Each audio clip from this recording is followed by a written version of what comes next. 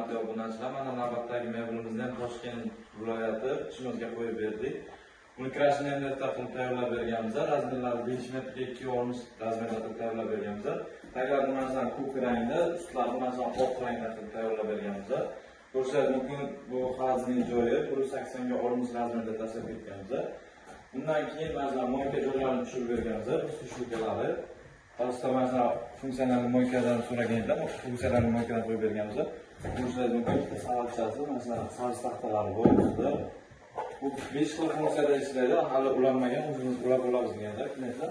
Bundan keyin o'rtasiga masalan gazni tushirib berganmiz. Gazni ikki yoniga mana oynalarni qo'yib berganmiz. Polkalari ham oynali polka.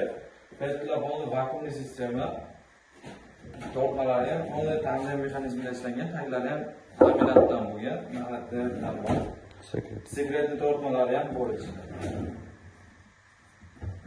Masalan, po'shlik qilib tayyorlangan. Tayyorlang aka. Uni shkaflarni qilib berganmiz, ko'rishingiz mumkin. Ishlari ham katta-katta. Uni vakuumli bo'ladi, taglari ham mana. Burchakka masalan qirqlik binani tushirib berganmiz, ishlari ko'rishingiz mumkin. Polkalik, ko'proq narsa ketadi. Hop, kimga xizmatlarimiz kerak bo'lsa, Samarqand viloyati bo'ylab dastlabki islomga ekan, agar boshqa viloyatdan bo'ladigan bo'lsa, sizlar bemalol aloqaga chiqsangiz bo'ladi.